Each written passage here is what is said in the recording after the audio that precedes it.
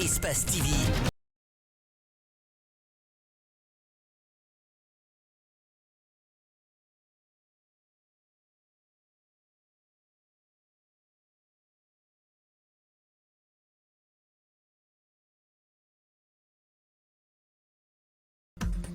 Merci d'être des nôtres. Bonsoir et bienvenue au 19h45 au sommaire de cette édition. Il est désormais le président du comité exécutif provisoire du RPG Arc-en-Ciel, l'ancien Premier ministre Kassory Fofana, en visite dans la famille de l'ex-président, a promis de poursuivre les œuvres de ce dernier. Une occasion pour l'homme de s'offrir un bain de foule dans le fief de l'ancien à Mafanko. Et puis de l'innovation pour les examens nationaux 2022-2023, il y aura désormais une nouvelle feuille d'examen qui ne portera ni anonymat ni filiation des candidats, une idée du ministère de l'enseignement préuniversitaire et de l'alphabétisation.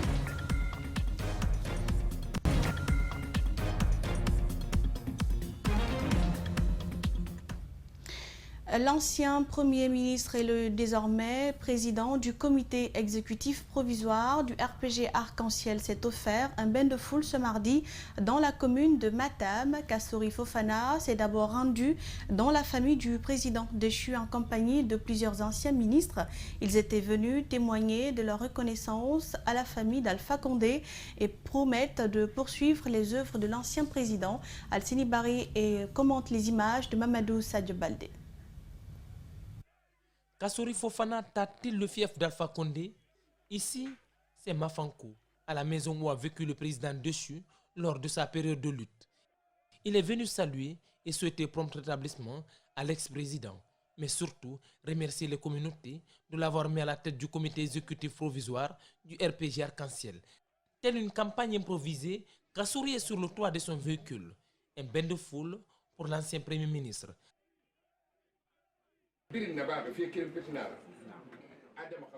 L'homme peut être méchant, mais pas ingrat.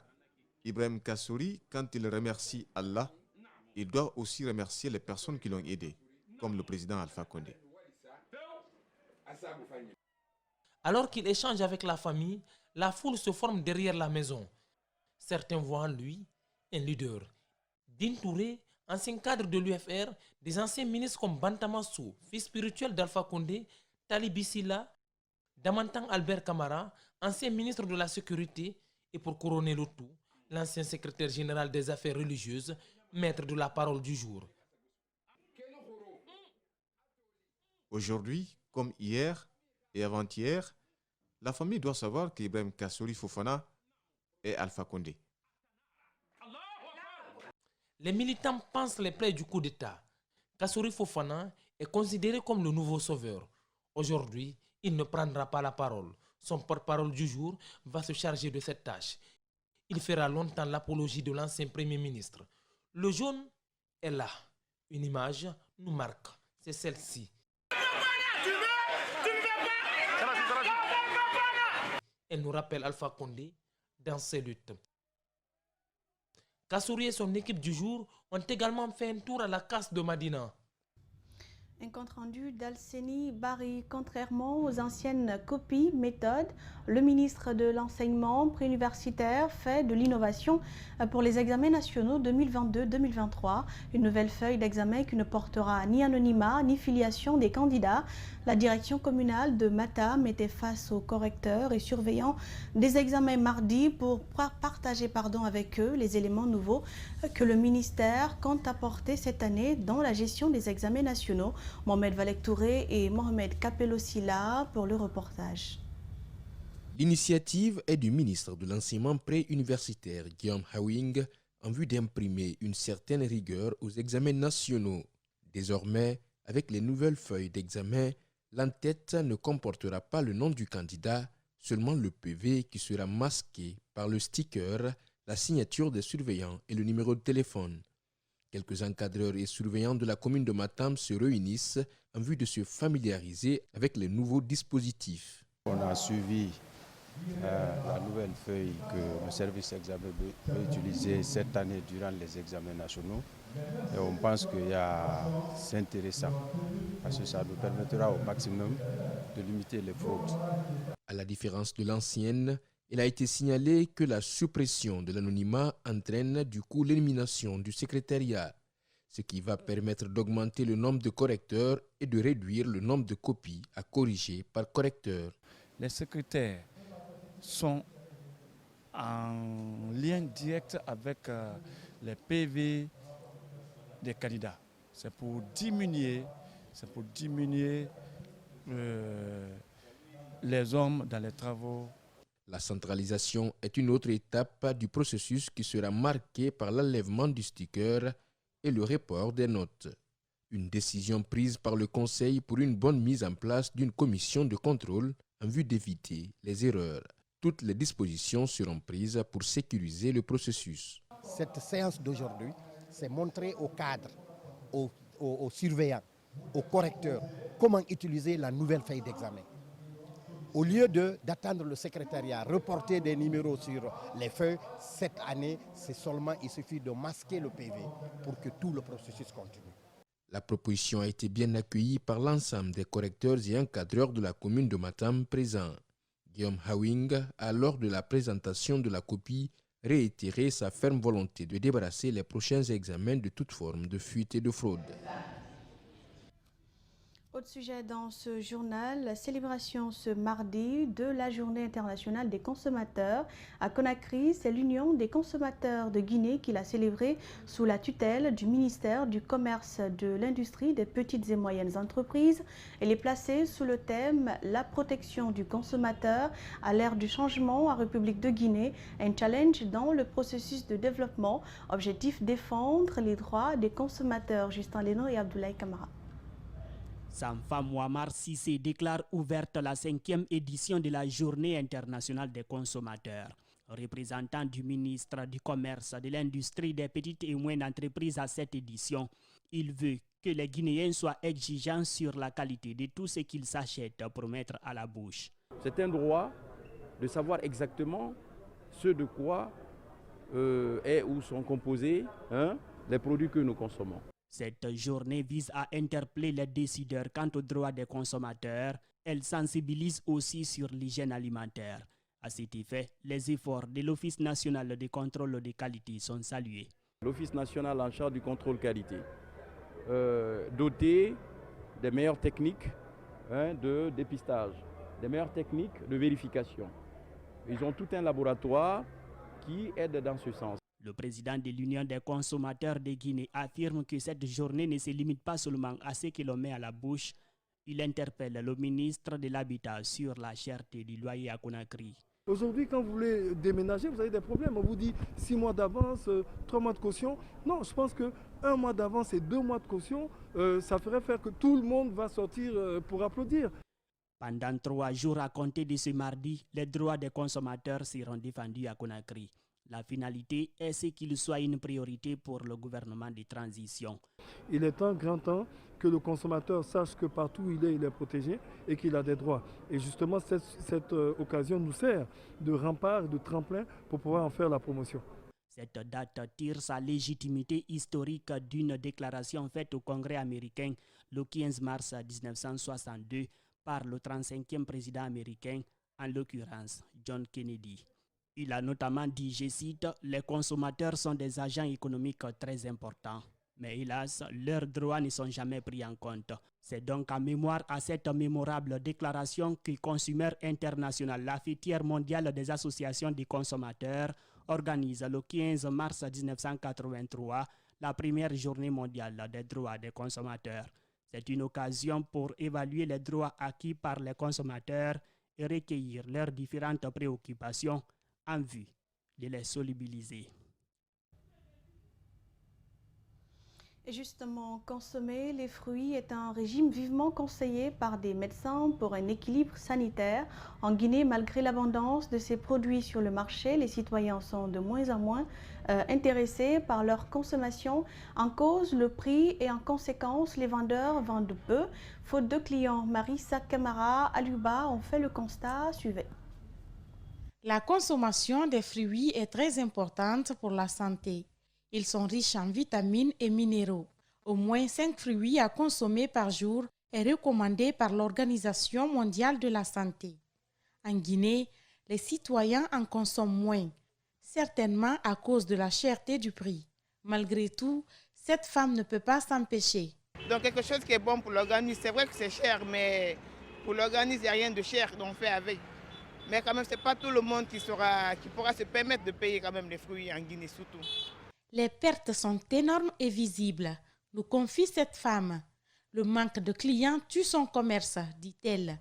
Elle demande l'implication de l'État pour l'accès de la population aux fruits. Les fruits se gâtent rapidement puisqu'il y a trop de chaleur. Actuellement, si l'État venait en aide aux agriculteurs, ils ne pourront jamais mettre le prix qu'ils veulent sur leurs produits. Mais si l'agriculteur finance à fonds propres, il revend au prix qu'il veut. Cette autre est sur pied depuis 6 heures. Elle n'a reçu aucun client, mais garde l'espoir et continue de patienter. Les engrais sont excessivement chers. C'est pourquoi les agriculteurs sont obligés de nous revendre cher. Nous aussi, nous revendons pour avoir des bénéfices. Je n'ai pas vendu tout. Ce que j'ai jeté aujourd'hui, j'estime à une valeur de 500 000 francs guinéens. Les vendeuses indiquent que si rien n'est fait pour alléger les prix, le marché sera encore plus cher pendant le mois de Ramadan.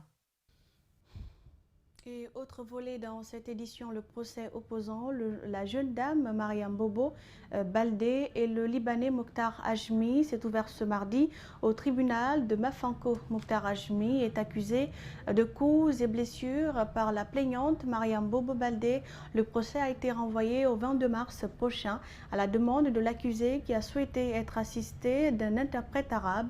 La plaignante se dit choquée et ne demande que justice. Suivez les précisions d'André Mossi Melimono et Djibril Kabakamara. À l'ouverture des débats, l'accusé Mokhtar Azmi à la barre semble ne pas se comprendre avec le juge qui lui posait des questions sur son identité. Il aurait des problèmes à comprendre la langue française dans laquelle le juge s'adresse à lui. Il demande alors la présence d'un interprète arabe. L'audience a donc été renvoyée au 22 mars, le temps d'accéder à la demande de l'accusé. La partie civile parle des préjudices de cette décision sur la santé de la plaignante qui se dégrade. Si un individu a besoin de s'exprimer dans une langue qu'il comprend le mieux pour organiser ses moyens de défense, eh bien, qu'on lui donne cette possibilité. Voilà, qu'on lui reconnaisse ce droit. Sauf que, comme je le disais tantôt, nous, ça nous porte préjudice quelque peu parce que la dame souhaite aller se faire traiter. Vous avez vu son état? On est encore là pour une semaine d'attente, dans la douleur, mais il faut attendre. La plaignante, accompagnée de son mari et de quelques activistes venus la soutenir, se dit surprise par ce qu'elle appelle un argument infondé de la part du Libanais. Elle dit vouloir poursuivre cette affaire jusqu'au bout. Le Libanais leur a dit qu'il ne comprend pas français. Pourtant, lorsqu'ils m'ont harcelé, ils parlaient le français. Moi aussi, je vais aller me soigner, on reviendra. Si je reviens en vie, le 22, je combattrai jusqu'au dernier souffle de ma vie. Le Libanais, lui, a été reconduit à la maison centrale où il séjourne déjà depuis quelque temps. Un reportage d'André Mossi Milimono. Une nouvelle coalition vient de naître sur l'échiquier politique guinéen. Le collectif pour une transition démocratique regroupe 8 partis politiques pour l'instant. Ce collectif est né fin février dernier. Il compte participer activement à la réussite de la transition. Mamadou Kalisso et Tiernos Sadouba. Le collectif pour la réussite de la transition est composé de l'Union des forces démocratiques, la GESI, et le pacte entre autres. Il s'inscrit dans le cadre de la rupture avec les anciennes pratiques, prône l'intégrité, la transparence, la solidarité. Selon le président de l'UFD, cette coalition est le fruit d'une longue réflexion sur l'ensemble des échecs enregistrés ces derniers temps par la classe politique. Notre volonté est de nous donner la main avec tous ceux qui œuvrent réellement pour le salut de la Guinée et de son peuple et qu'on sorte définitivement de ce système qui a détruit le pays et qui fait aujourd'hui que 63 ans ou plus après l'indépendance, nous sommes dans une impasse totale et dans tous les domaines. La crise malienne et le conflit russo-ukrainien viennent rajouter à la crise interne. Il invite le CNRD à ouvrir un dialogue franc et sincère avec l'ensemble des forces vives. En ce qui concerne le CNRD, nous disons que notre attitude restera la même. C'est une attitude de positive, mais une attitude en même temps critique et vigilante. Tant qu'ils poseront des actes positifs, eh bien, nous serons à leur côté dans l'intérêt du pays. Mais il ne faut pas que l'on tombe dans des jeux politiciens. S'il y a un dialogue, il doit être sincère, véritable, pour un véritable changement démocratique dans le pays et qu'on tourne la page de ces 63 années de crimes politiques et économiques. L'une de leurs premières missions est de contribuer à casser le mur de la méfiance qui existe entre le CNRD et la classe politique. Ce collectif est également déterminé à accompagner le gouvernement dans la lutte contre l'ethnocentrisme et le culte de la personnalité. Et puis, la liste officielle des nominés de la deuxième édition des Media Awards Guinée a été dévoilée ce mardi. Au total, 163 candidatures sont retenues pour 22 prix dans 4 catégories.